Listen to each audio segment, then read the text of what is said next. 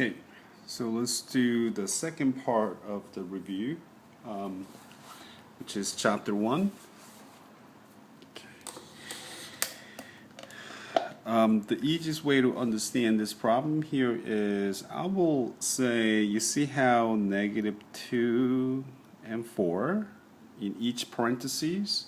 So you could see this represents x and y, such that you could line them up, as you could see, this way. Okay, so here we're gonna get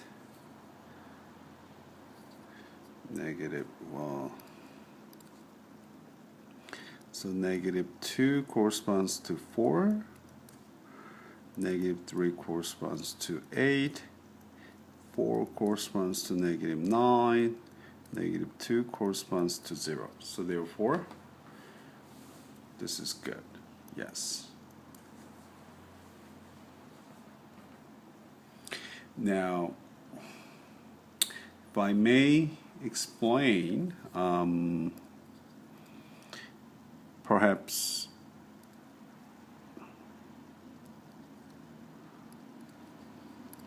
different way. So here I'm going to say, what if we have a situation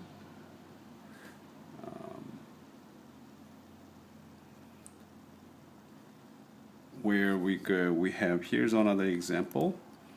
So here is x and y, such that what if one of the variables, one of the numbers, somehow corresponds to two ranges. Any situation that one of the domain corresponds to two ranges, then we say this is not a function. Okay, so just keep that in mind. Any 1 to 1, 1 to 1, 1 to 1, 1 to 1, no problem here. 1 to 2 ranges, that's not a good. Okay, so just be careful when you take your exam. Okay.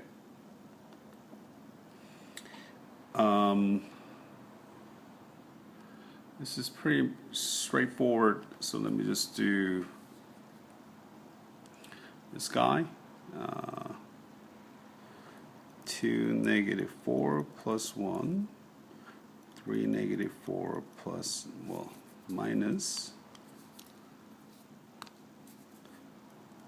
-5, and of course you're going to get -a plus 1,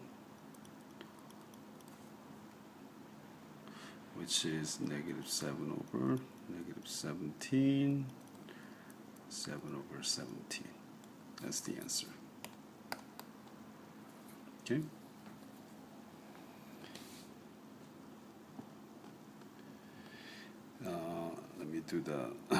Let me do B. B, all we have to do is replace with -x. So the setup here will be 2 -x plus 1. And obviously this will lead to -2x plus 1, -3x minus 5. Okay? Well, you don't have to worry about C. Okay? So I'm going to say skip. Okay.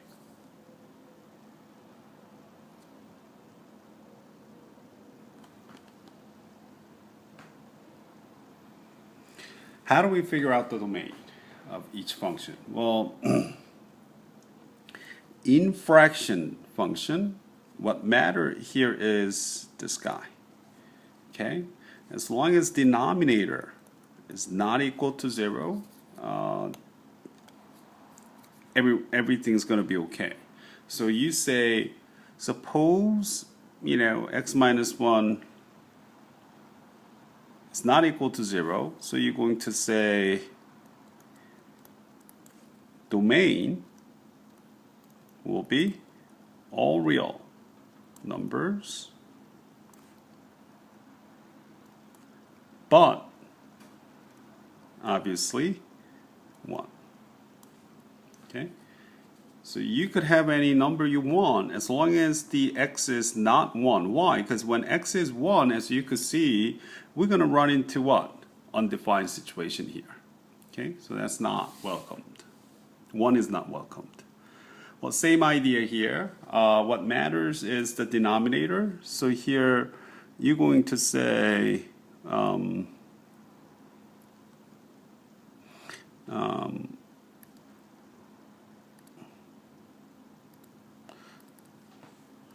you're going to say, okay, x squared minus 1 cannot be equal to 0. So if you solve this one,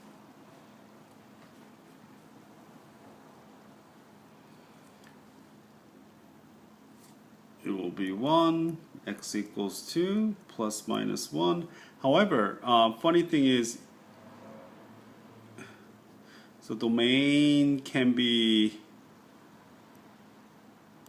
obviously you could say,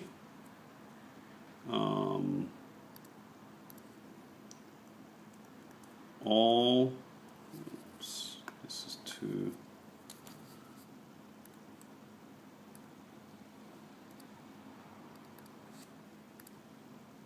So here domain could say all real numbers but 1 and -1. Okay, so be very careful. This is the answer here. Number 1, number 2. Let's take a look at number 3. In radical, however, that was for all these 2 questions for techniques for fraction functions known as rational functions. Now, when we are dealing with, however,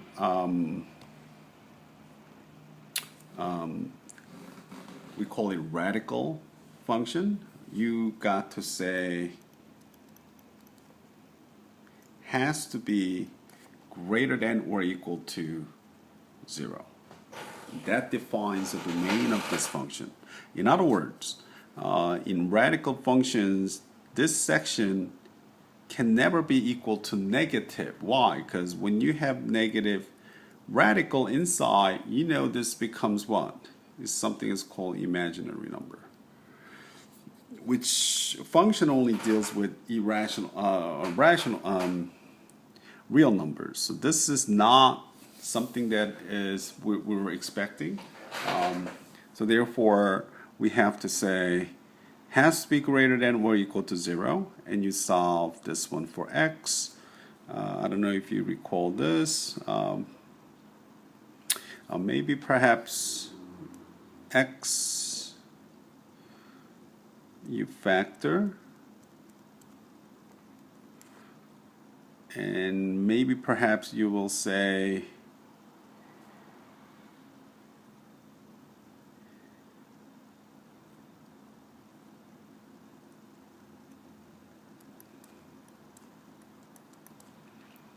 you know what, never mind this. We will not, I'm not going to put these questions. I'm going to alter the problem here. Okay, so the new problem here I'm going to pose here will be x minus 1. How's that? This is something very simple because you have to learn. I think later chapters we're going to start talking about inequality of any quadratic functions, quadratic equations like this situation. But here I'm going to make it very simple.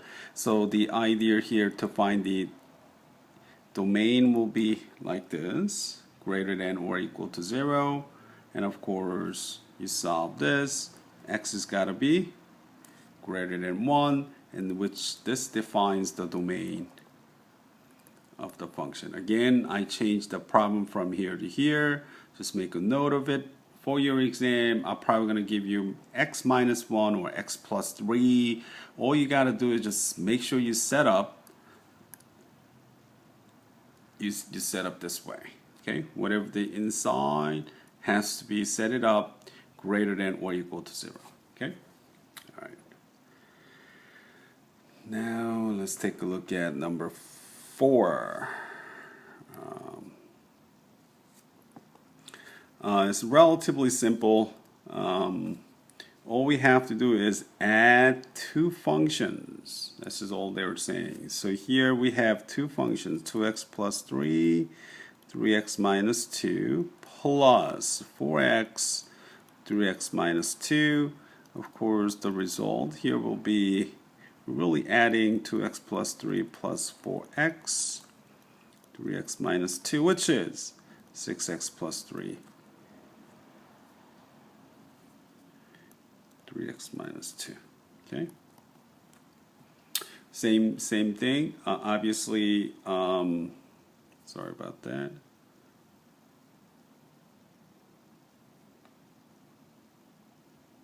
Obviously, let's take a look at B. Here means we're dividing.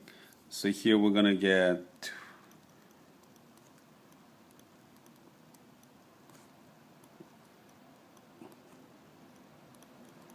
like this, which is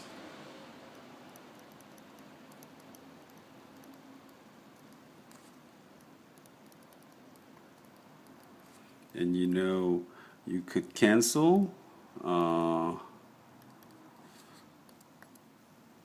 So here we're gonna get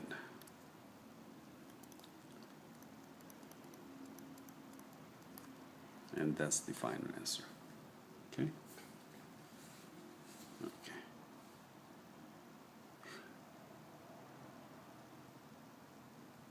Now I know the graph was not available in the review package, so here I'm going to give you the graph here.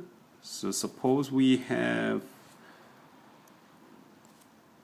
the following graph. Maybe perhaps I'm going to say 0, 6,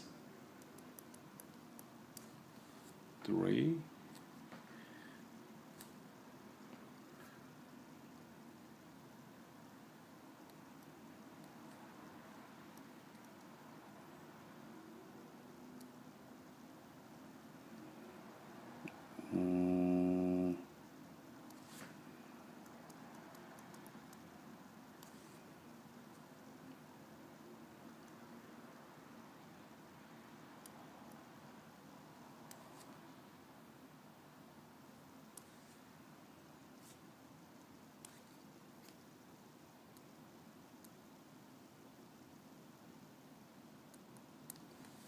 okay, something like this. Now, I know I just came up with this graph, so just be mindful. It was not available in the packet that I provided previously. Now, referring to this graph, now let's take a look at number 1. Okay, so letter A, f of 0 will be obviously -2. So how do we read and understand this guy? Well, obviously, all we have to do here is this represents x such that we're going to go to x0, and so that we be able to read the y value by either move up or down, and make sure when you do that you're going to hit the line.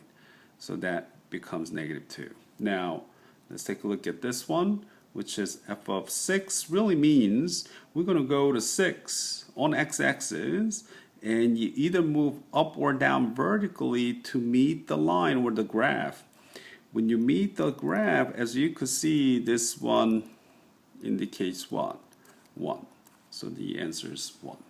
Okay. Now, I know it sounds kind of weird, but what do you mean by f of 3 positive? What this means is, let's first of all figure out f of 3. Okay, I know f of 3 means we're going to go to 3, and I know we're going to go up, and I assume f of 3, the y value is 2. And obviously 2 must be positive, so therefore the answer is positive. Okay.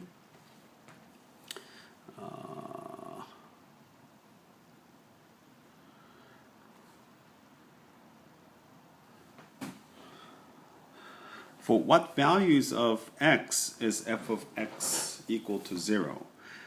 Basically what they're saying here is y, when y is 0, what they're asking is x-intercepts. So therefore x-intercept here will be right there. That's the x-intercept.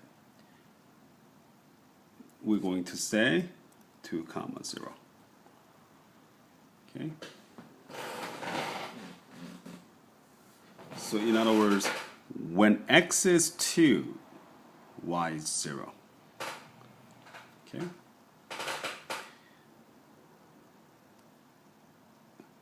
And so you could see again what x value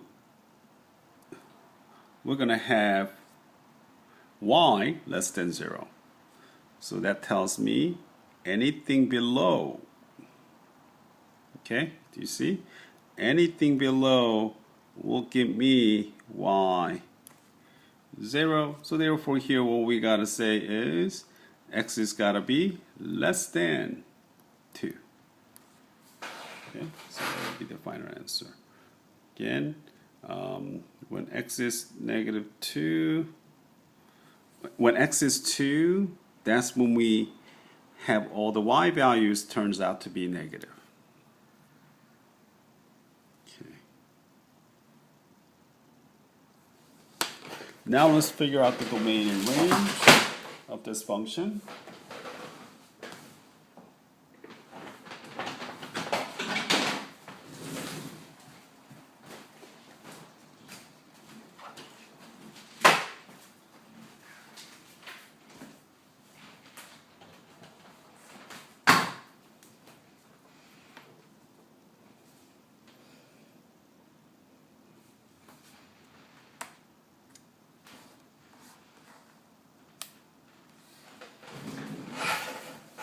Okay, domain here, it seems like all real number.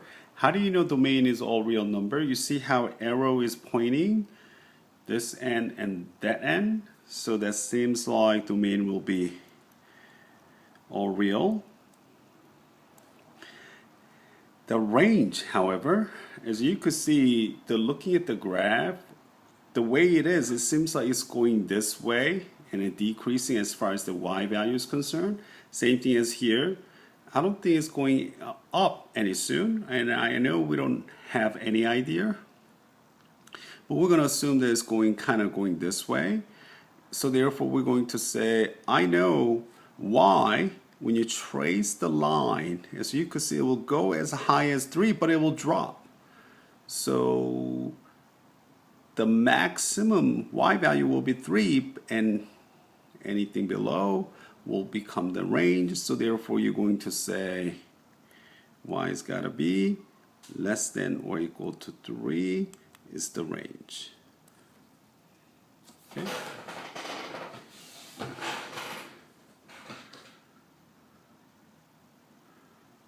Last question regarding this graph. Okay, here it says y is 3. What will be the x value? Do you see how we trace the y? Obviously that will tells me 4. So x is 4. Okay.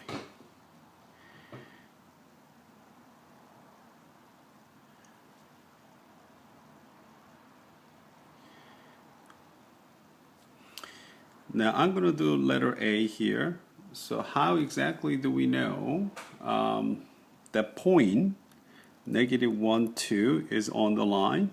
Well, all we have to do is plug right back in and see if the equation makes sense. So in other words, we're going to say plug it in 2 here, -3, -1 squared plus 5, -1. And as you know, you're just going to do, this is going to give me -3, this is going to be -5, which is no near 2, so therefore no. The answer is no. Okay. All right. I'm going to do b here. Okay, if x is negative 2, how do we get the f of x? Well, simple. In other words, plug it in.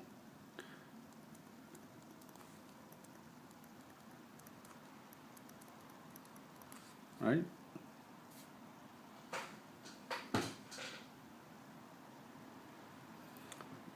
So here we're going to say this is going to be negative 4. Oops, this is going to be, this is going to be obviously, and when you do it, negative 22. Oops. Okay. All right.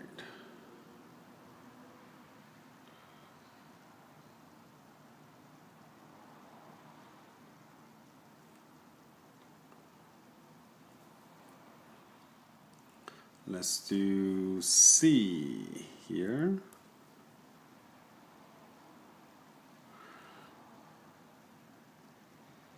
What they're saying here is when y is negative 2, what will be the x value? So we're working backward.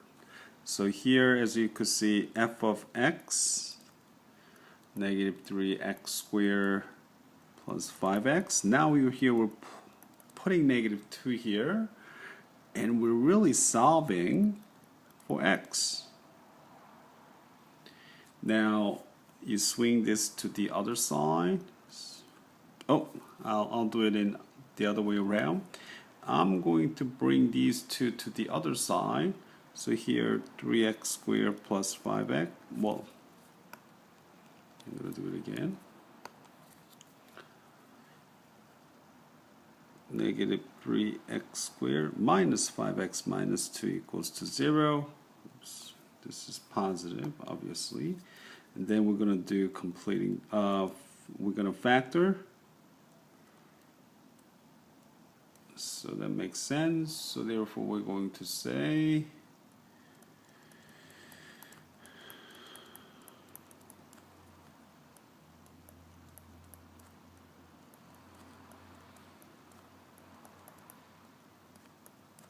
so those are the two answers. Okay.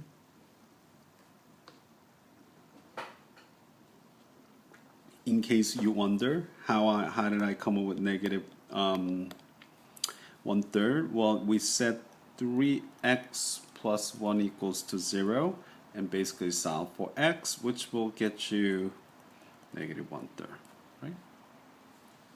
That was C. So those are two values that will give us negative 2. Okay. D.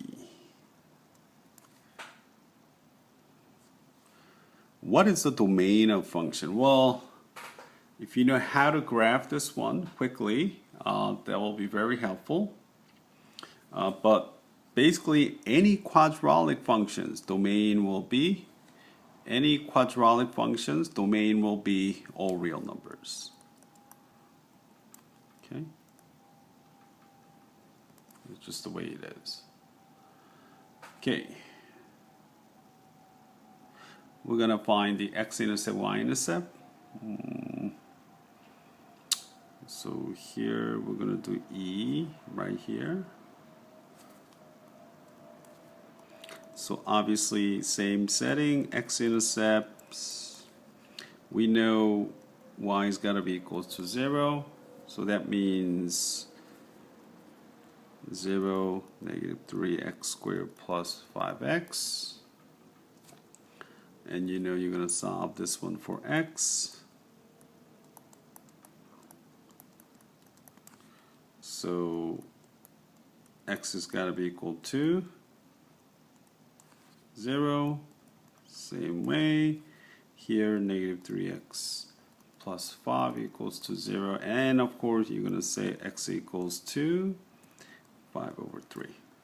So those are the two x-intercepts that we have. Now, as far as the y-intercept is concerned, let's go back here. Y-intercept, is normally the constant here, which is not available in this case, which that means basically the y-intercept will be 0.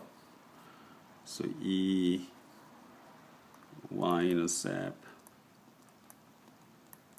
well, basically it will be 0, 0. Okay. The last question. What are the zeros of f? Basically, you just have to understand this language, the way they word it. What they're asking here is basically the x-intercepts, which we already got it, which is, as you know, 0 and 5/3. Okay, those are the answers. Okay, so let's move on to the next. Now here we have a picture here. That picture is for the next questions. Okay, so I'll be referring to that as we solve this part here. I'll be referring to that previous pictures on the previous page.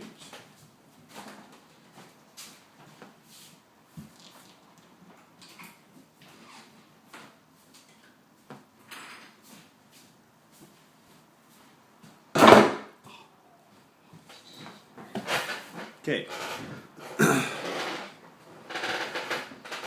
so let's try to figure out, well, is there any intercepts?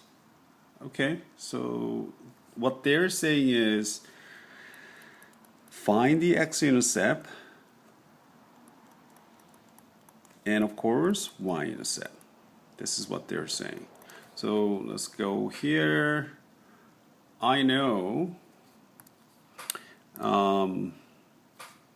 well, we have many. Here is x-intercept, x-intercept, x-intercept, x-intercept, x-intercept, as you can see. Now, how do you write the x-intercepts? Well, because it's not clear, so we're going to approximate it. So clearly, this is going to be -3, 0. Here will be -1, 0. I'm going to say 1.3 comma 0. Okay. Here I'm going to say 2.6 comma 0. Is that reasonable, right? Here will be obviously 8 comma 0. These are the all x-intercepts. Okay. Y-intercept, as you can see, this is the y-intercept, which is known as 0, 2. Okay. Good. It's not that bad.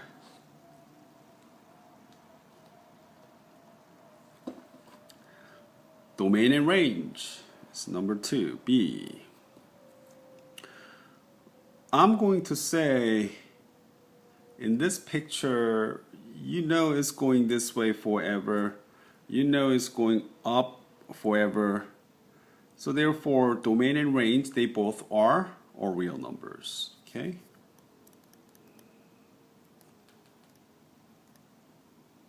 Okay. Now C, intervals, function increasing, decreasing, and constant. So this is something that we really have to be careful as we express increasing and decreasing. So intervals, let's figure out the intervals on the graph. Let's see, I want to use green for increasing. As you could see from here and here is increasing. Do you see that? So anything that goes this, like slanted this one, that's the increasing mode. So seems like I'm going to write it up here.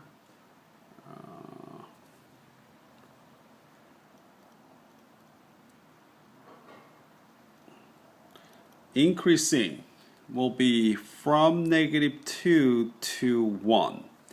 So we're going to use x values to explain a function increasing interval. Okay, so here will be -2, 1. That's the increasing interval.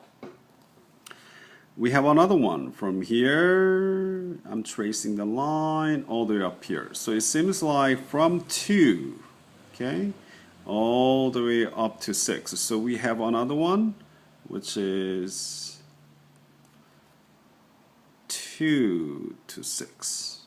Okay, I think that's pretty much it. Now let's discuss decreasing. Obviously, the other will be pretty much decreasing. So here we're going to say, I'm going to use the blue color, decreasing.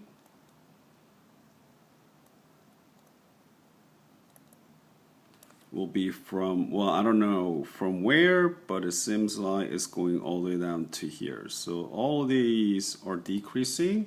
So I'm going to say infinity, negative infinity. So negative infinity to 2, okay. And here we have another one. You see, 1 to 2, right?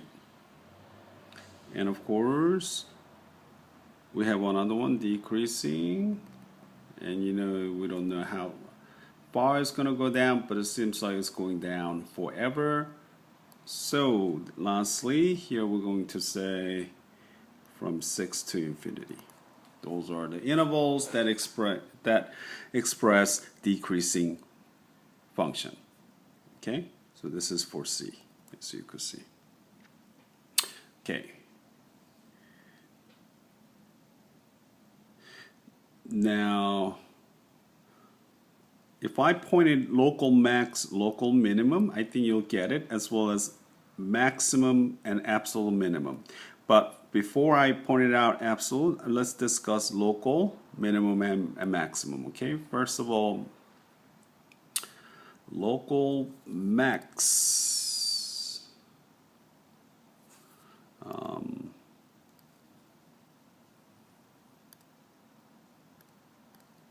Will be right here. I'm going to say this is local max for sure. Okay. Now, because the function is not quite clear, at this point, we're going to claim this is local max. Okay. And obviously, this is going to be, these two will be local minimum. Okay. Now the reason I say function is not clear because we don't know how high this is going to go up. It sort of stops right there, and then we don't know whether it's going down this way, maybe it's flat out this way, maybe, or maybe perhaps it's increasing all the way. We don't know, but the way it is, suppose we don't assume anything and we know the function just stops there. If that's the condition, then we know this is going to be absolute maximum. Okay. Again, we will not assume after this line, so therefore we're going to say the function stops right there. If that's the case, then we're going to say this is the point for absolute maximum. So then what would happen? So then where is the absolute minimum? Well, because this is going this way down, and we don't know how far this is going to go down, but for now, because it's sort of, let's say the function stops right there, so then we're going to say this is going to be absolute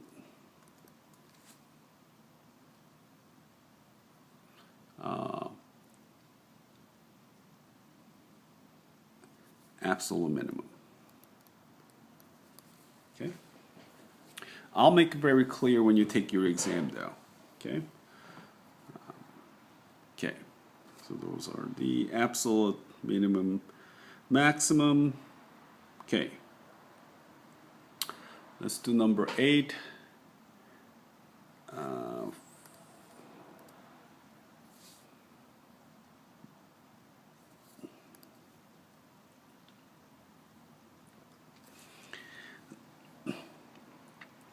Even function, let me quickly explain what even function is. Even function simply means when you fold, let me just do, suppose we have a function and we're going to call this guy as even function. Is because when you fold this function or the paper over y-axis, known as symmetry over the y-axis, then we know, and it produces the mirror image, then we know this has got to be even function. Okay. Odd, however, sorry about that. Odd, however, odd function is basically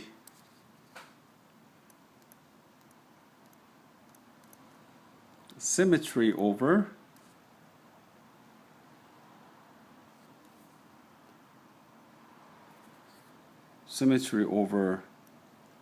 the origin.